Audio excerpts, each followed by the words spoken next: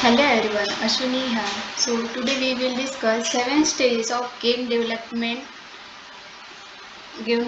tools. Okay, so most people who design and build video games for a living will tell you what game development is never as pretty as planned. Implementing deadlines, bottlenecks in production, pressure for video game publisher, and endless work, which are just a few of the many challenges that arise during the development cycle. However, the brave few that go into game development are aware of the culture and its habit of testing one's great and determination, but the drive to produce video game that look, feel, and play beautifully is what keep them going. Many are not aware of this cycle of madness and its many stages. So I am here to shed some light on game development. So 7 stages of game development. While video game development is chaotic in nature, there are still structure and frameworks in place to keep studies running efficiently and projects on a stack to be completed. The stages of game development go as were the planning, pre-production, production, then testing, pre-launch, then launch and post-production. Okay, so first of all we'll discuss the planning video game. Okay, before the writing begins, writing, the designers being designing and developers being developing an idea for a video game has to surface. This is the very first part of planning stage and the root that every video game will grow from. In the planning stage, the most basic questions we will need to be answered, like what type of video game are we production, will it be 3D or 2D or 3D, what are some of the key features it must have, who are its characters, when and where does it take place, and who is our target audience, which platform are we building this on. It may not seems like it, but identity of video game is one of the hardest part of game development. Okay, then next, pre-production. The next stage of game development, called pre-production, brainstorms how to give life to the many ideas laid out of the planning phase. This is the where writer, artist, designer, developers, engineers, and project leads and other crucial departments collaborate on the scope of the video game and where each piece of this puzzle fit. A few examples of this collaboration may look like right meeting, engineers meeting with writers, letters them know that under the current technologies constraints we can't fill that environment with 100 characters of the game will crash. Okay, then next, production. Most of the time, effort and resources spent on developing video game are during the production stage.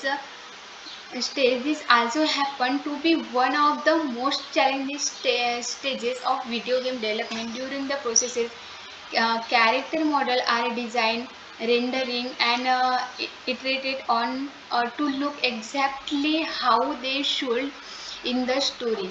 Audio design work tirelessly to ensure every time you character step onto sand, gravel, or cement, it sound authentically. Level designing craft environments that are dynamically immersive and suitable for many types of play styles.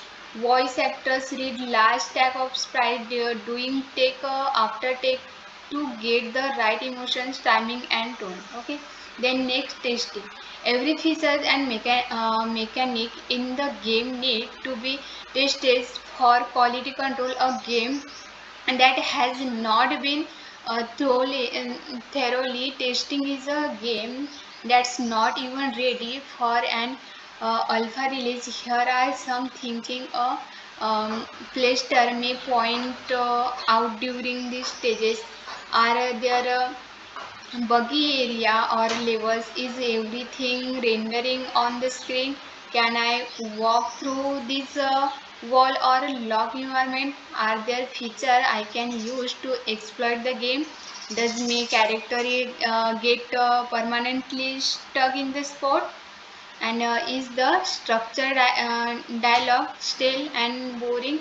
There are even different types of playtesters. Some playtesters conduct the street test by running into walls hundred, if not thousands of times in the attempt to break the game. Okay.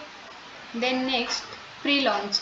The pre-launch stage is the stressful time for gaming studios. Questions to self-doubt may shape as you wonder how the public will react to your first functional product. Will they think our game is fun? Are they going to find new bugs? What sort of media coverage are we going to get from this? But before a formal beta copy is released, the game will require some uh, marketing. After all, how else will people learn about it? Publishers almost always expect a hype video with a mix of cinematic and sample gameplay to drive attention. They may also schedule a spot at one of the major gaming conventions like E3 or PAX for exclusive preview of the game. Then next, independent studies don't always have the luxury of hefty marketing budget to drive attention for their games. Okay. Then next, launch. The finish line is near, the light is the end of the tunnel. Launch day is on the horizon. The months lead up to the game's anticipating launch date is mostly spent squashing large backlogs of bugs, some old, some new, found in the testing stage. For games with many bugs, a studio will create a hierarchy of bugs to squash.